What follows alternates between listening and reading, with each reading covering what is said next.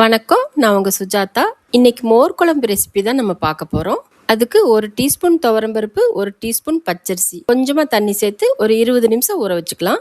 ஊறினதும் அதை ஒரு மிக்சி ஜார்ல சேர்த்துட்டு கூடவே ஒரு 3 டேபிள் ஸ்பூன் தேங்காய், 2 பச்சை மிளகாய், ஒரு துண்டு இஞ்சி, ஒரு பல் பூண்டு, 1 டீஸ்பூன் சீரகம் சேர்த்து நல்லா நைஸா அரைச்சு வச்சுக்கலாம். இப்போ ஒரு சட்டியில தேங்காய் எண்ணெய் சேர்த்து கடுகு, வெந்தயம், சீரகம், கொஞ்சமா கருவேப்பிலை, 2 காஞ்ச மிளகாய், ஒரு 1/4 டீஸ்பூன் பெருங்காயத்தூள், பொடியாக நறுக்கின சின்ன வெங்காயம் கொஞ்சமாக சேர்த்து நல்லா வதக்கிக்கலாம்.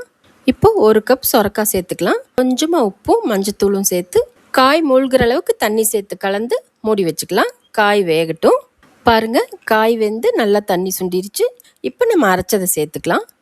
இது கூட 1/2 லிட்டர் தண்ணி சேர்த்துக்கலாம். 1 டேபிள் ஸ்பூன் சால்ட் சேர்த்து நல்லா கொதி வந்ததும் 1/4 லிட்டர் தயிரை மிக்சியில் அடித்து வச்சுருக்கேன், அதை சேர்த்து கலந்துக்கலாம். 2 நிமிஷம் கழித்து கொஞ்சமாக கருவேப்பிலை தூவி ஸ்டவ் ஆஃப் பண்ணிக்கலாம். அதிக நேரம் விட்டால் குழம்பு திரிஞ்சிரும். அவ்வளோதாங்க, சுவையான மோர் குழம்பு இப்போ ரெடி ஆயிடுச்சு.